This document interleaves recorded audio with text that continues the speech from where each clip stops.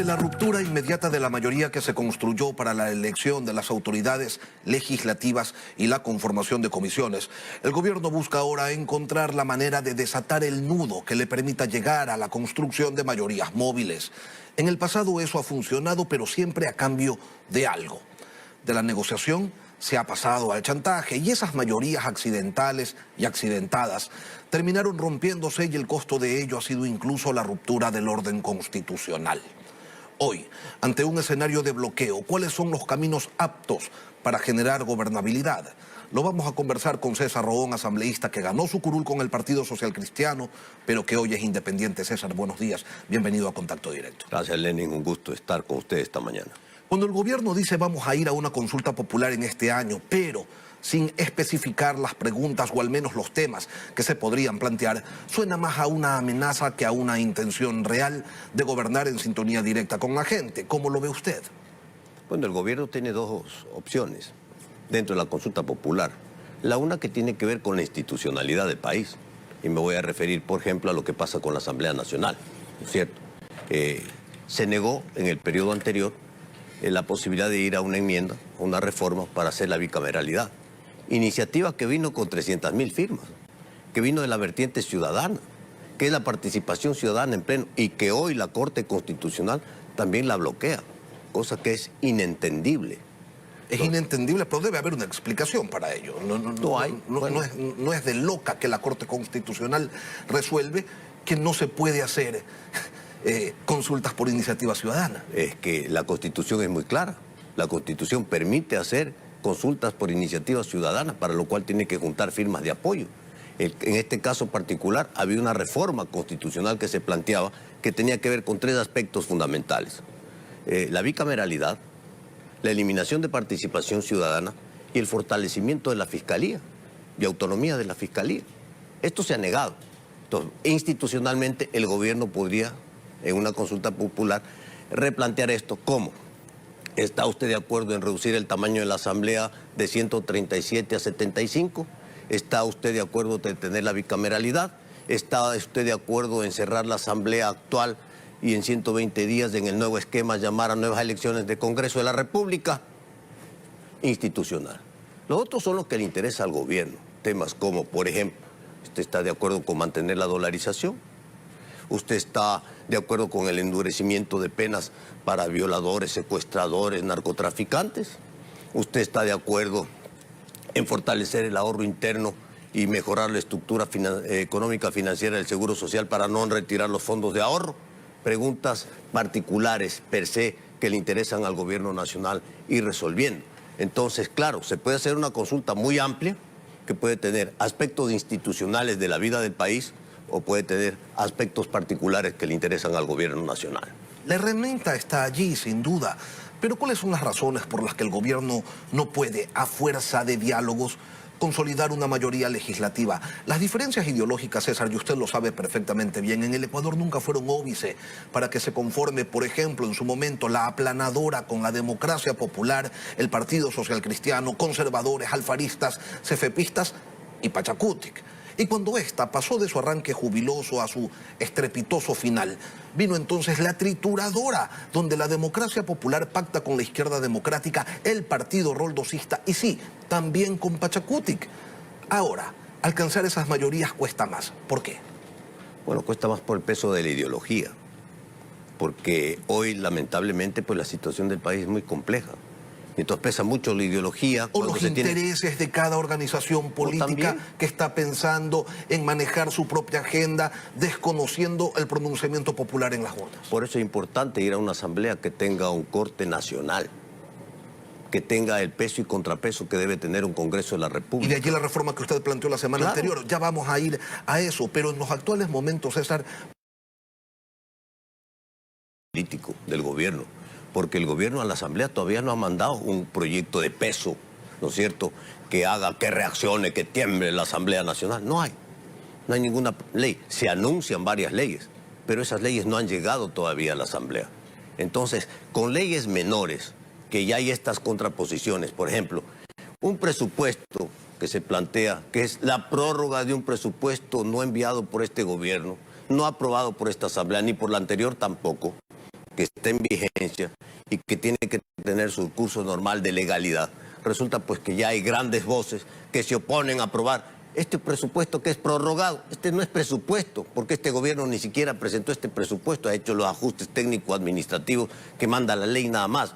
El presupuesto y el plan de desarrollo, que lo efectivo es el que tiene que mandar el gobierno ahora a fin de mes, porque se tiene que tratar la proforma para el próximo año, ahí sí, con firme y sello de este gobierno, y tiene que mandar el plan de desarrollo para los próximos 4 años hasta el 2025. Y sin que se haya enviado, ya hay oposición también a la reforma tributaria que tampoco está clara, y hay oposición a la ley de oportunidades laborales que no ha sido remitida a la Asamblea. Usted participó en las 2 últimas constituyentes que ha tenido este país.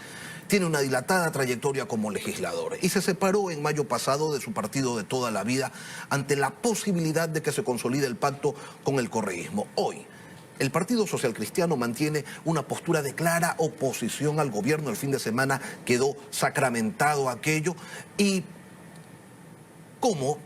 De lo dicho por Jaime Nebot, se avisora que no se va a cumplir, según Jaime Nebot, con ninguna promesa de campaña más de la vacunación.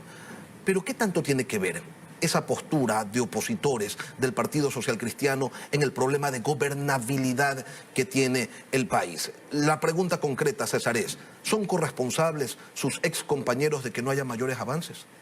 Todos somos corresponsables en el Ecuador. La situación del país es crítica, es grave. Y si no hemos entendido los ecuatorianos, y especialmente las organizaciones políticas, que el Ecuador vive una crisis social, económica, política y de salud, que no se va a resolver en 100 días de gobierno, que es una herencia de 14 años de desgobierno, de abuso de poder, de corrupción, y que si eso no cambiamos y no estamos dispuestos a arrimar el hombro, entonces lamentablemente no estamos entendiendo lo que pasa en el Ecuador el día de hoy. Pero para eso también es corresponsable el gobierno.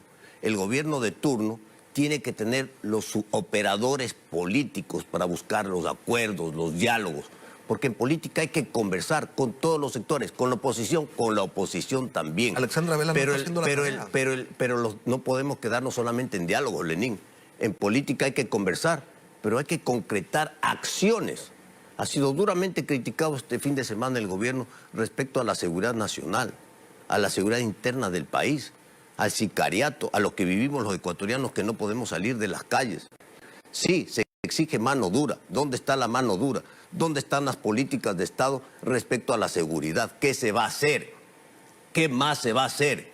¿Cómo vamos a tener los ciudadanos esa garantía constitucional de libre tránsito en el Ecuador en paz? Eso es lo que no tenemos el día de hoy. Entonces hay que tomar medidas. Los diálogos son buenos y constructivos, pero no sirven de nada si no se toman medidas. Pero sobre esos temas que preocupan a la ciudadanía, el de la inseguridad, por ejemplo, los asambleístas tampoco están dispuestos a conversar. ¿O cuál es la propuesta que ha nacido de la asamblea, de su seno, diciéndole al gobierno: señores, estamos preocupados, ustedes no están haciendo lo suficiente, creemos que es esto lo que hay que desarrollarse? No pasa tampoco. Bueno, simplemente es la queja y la queja y la crítica, y así no se solucionan las cosas, usted lo sabe. Sí, lamentablemente la Asamblea no tiene la facultad de establecer las políticas de seguridad. Pero puede proponerlo. Esa es una facultad expresa del Ejecutivo. Sí, puede hacer lo que todo el mundo critica. Los exhortos. Estos exhortos y estas resoluciones que no sirven de nada. ¿No es cierto? La Asamblea, por ejemplo, exhortó y pidió al gobierno nacional que elimine el 2% del impuesto que pagan el día de hoy los microempresarios, los pequeños comerciantes. Después de haberlo aprobado. ¿No? Hasta ahora no se toman estas decisiones importantes. ¿Qué se va a hacer en materia agrícola? ¿No es cierto? ¿Cuál es la política agrícola cuando hay tanto reclamo del sector agrícola que necesita atención? Pero este es un sector que ha venido siendo desatendido desde hace muchísimos años. No es responsabilidad del gobierno. El gobierno tiene la responsabilidad de asumir esa situación y de buscar las soluciones para avanzar. Y eso es lo que estamos esperando todos los sectores, buscar las soluciones para avanzar. César, usted hizo la semana anterior una propuesta de reformas al Código de la Democracia para fortalecer a las organizaciones políticas y subsanar algunas deficiencias de la Asamblea Nacional, y plantea que se elijan los asambleístas en segunda vuelta para evitar la fragmentación, que los candidatos tengan al menos 2 años dentro del partido que los auspicia, que la Asamblea Nacional que como candidatos solo se puedan presentar las organizaciones integradas integrantes de las organizaciones políticas nacionales y no de las locales, y asimismo pide que se sancionen a quienes incumplan con los requisitos de democracia interna. ¿Qué se solucionaría con esta propuesta? Bueno, lo más importante, evitar la fragmentación. Lenin, en el último periodo de elección seccional, hubieron 285 organizaciones políticas y 45.000 candidatos. Eso no puede volver a ocurrir en el Ecuador. Aquí se hacen partidos o movimientos políticos solo para participar en las elecciones, para sacarle plata al Estado. La plata del Estado solo tiene que servir para capacitación y formación política, nada más, no para gastar en campañas electorales. Se tiene que fortalecer la democracia a través de los partidos políticos y movimientos nacionales.